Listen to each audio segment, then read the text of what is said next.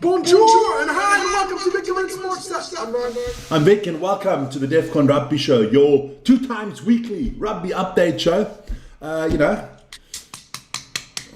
What, you getting to take drugs or what? It's our daily fix. That's our daily fix, there you go, yeah. No, it was a great rugby weekend.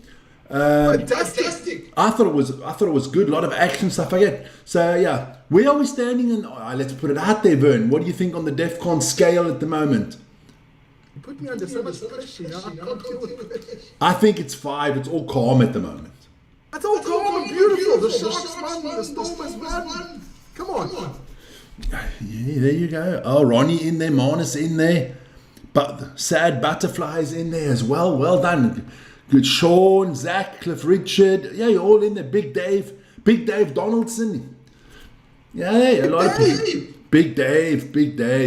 But look, let's have a look at the topics quickly. We'll talk about some things there. Now, I still didn't redo the topics, so that Mr. Habana is not an issue today. But the URC, the Gallagher Premiership, the top 14, the Japanese League. We'll talk about Sasha and his new contract. Yes, baby. Something's wrong with Vern sound. It's echoing. Yeah, it's echoing because I'm too loud. Now it's not echoing. I'll try not to echo. There you go. Don't worry. So that's the topics. Get them out the way. Put that out there. There you go. Guys, remember to like, subscribe, and hit the notification button. 122,771. We're getting there, Vern. Sorry. Are you fucking asleep there or what? No, there was one advert for ladies lingerie. I just got distracted there for a second. That's the problem.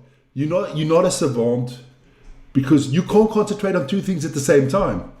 Not with ladies lingerie, no I can't. I mean, I'm actually wondering how you walk and remember to breathe at the same time. Well, I don't have to remember to breathe, that happens normally, but walking and looking somewhere, that's hard.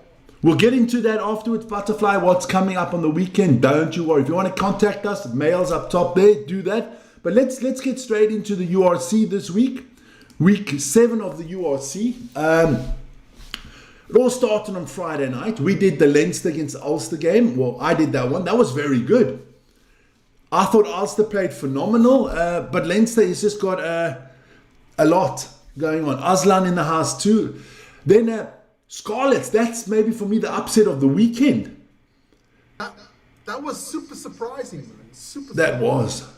Then the Dragons against Connacht, 48-28. That was a thrashing. That was also a big surprise. I mean, come on, who saw that one coming? No one. No one.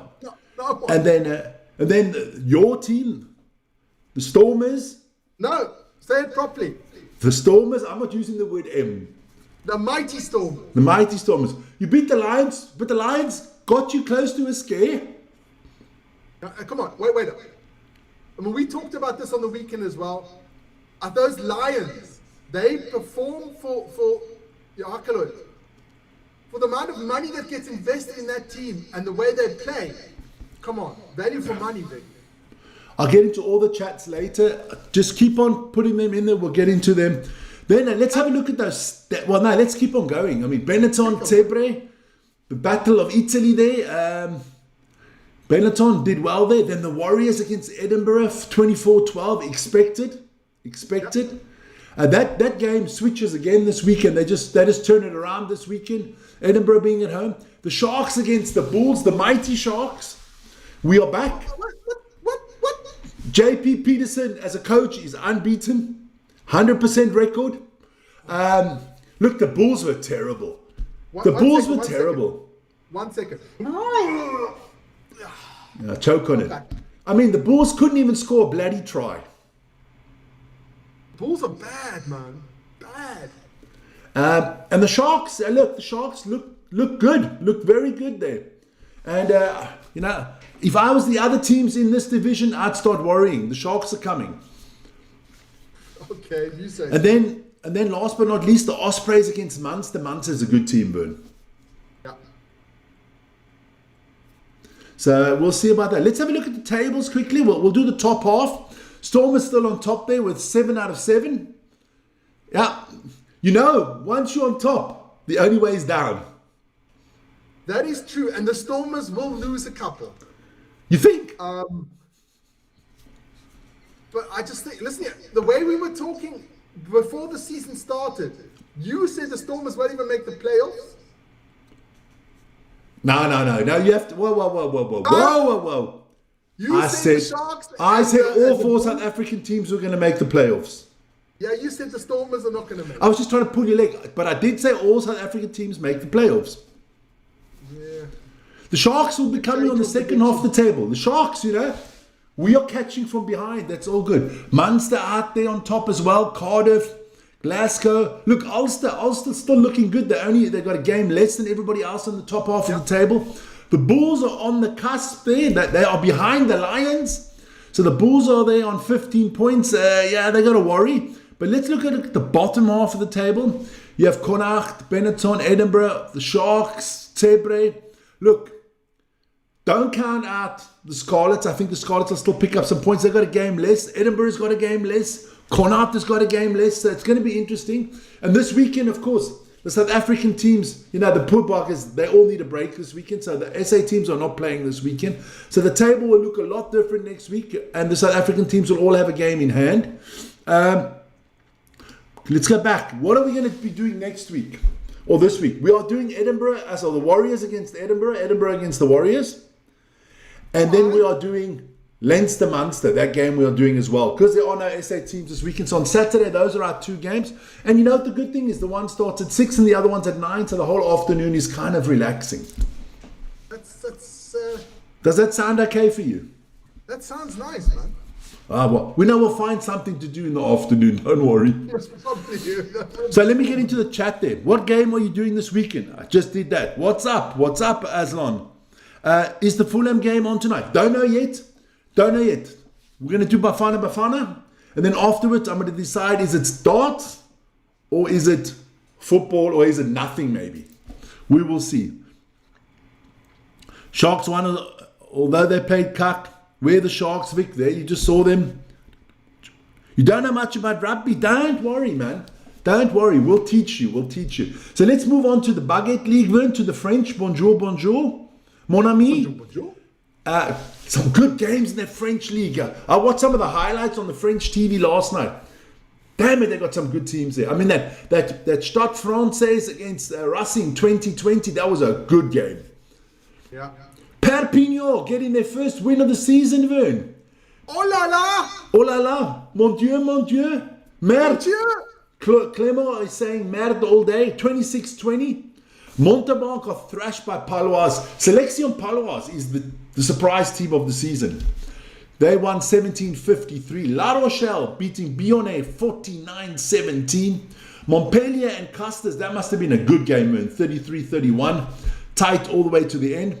Watch a little bit of the highlights from Lyon against Toulouse.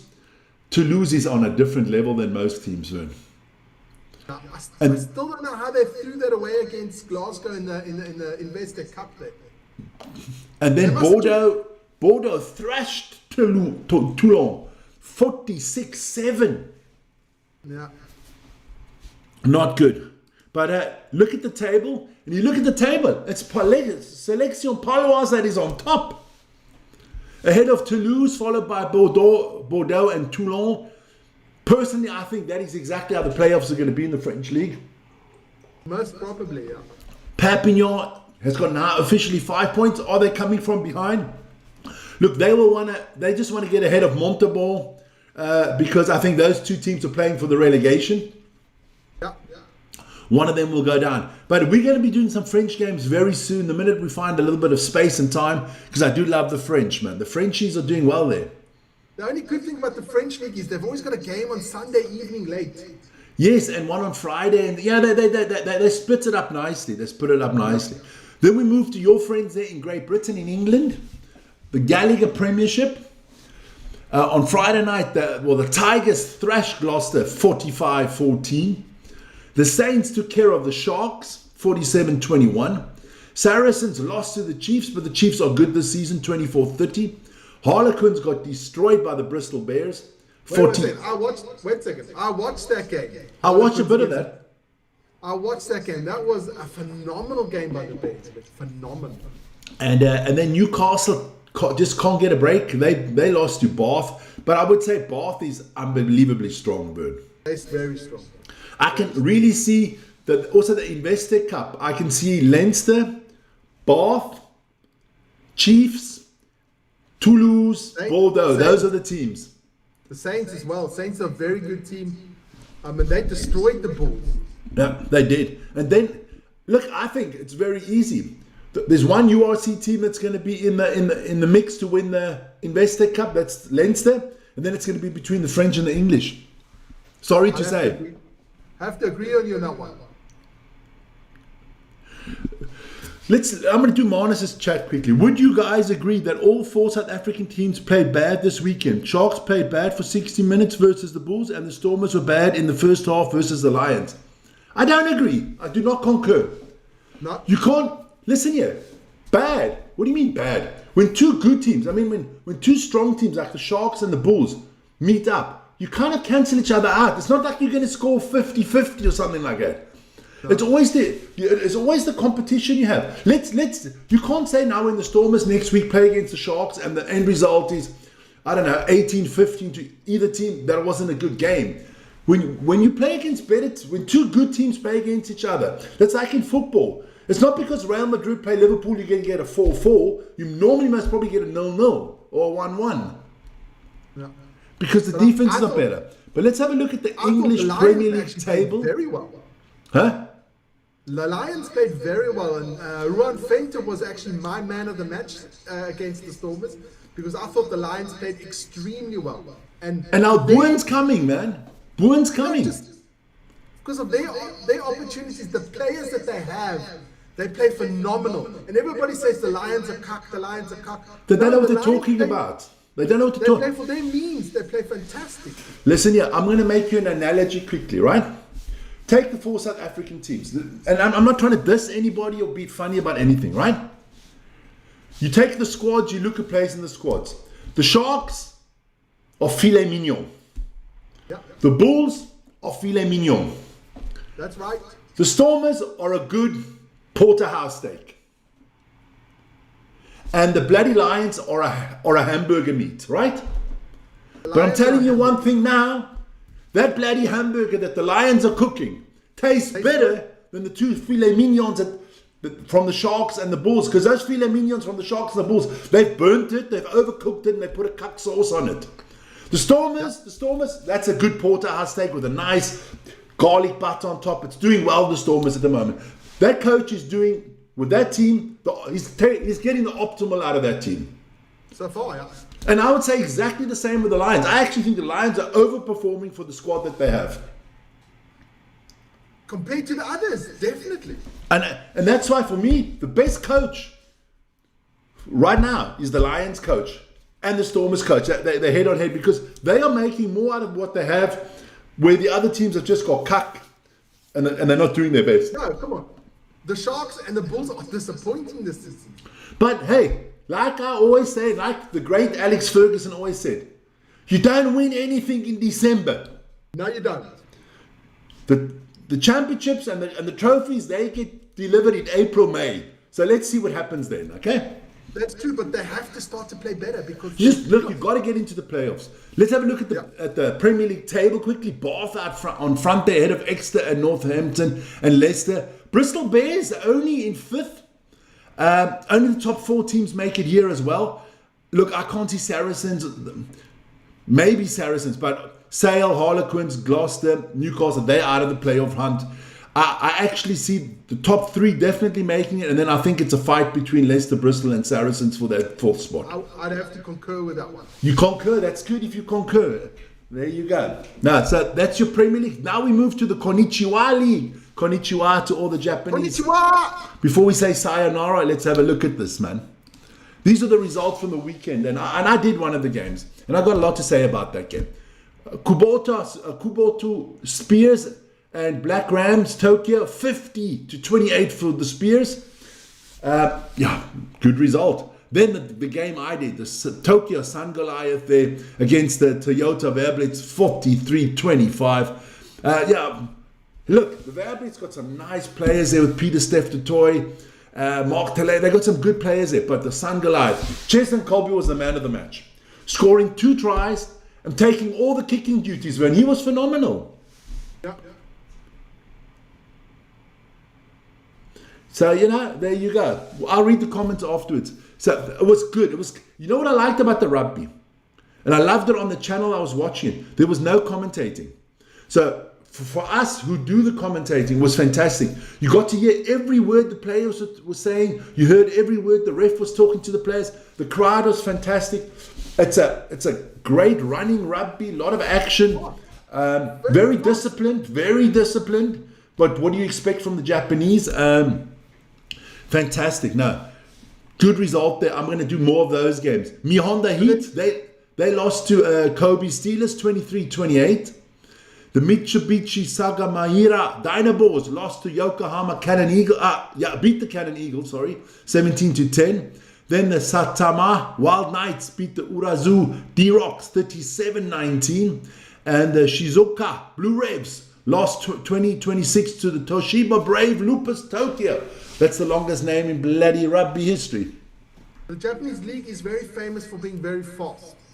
It is. And I'm telling you, they got a lot of, they got some, Aaron Smith played there, I know. Mark Telea in the game I saw. You had Pablo Peter Steph Montera's Toy. You had a lot of good players, man.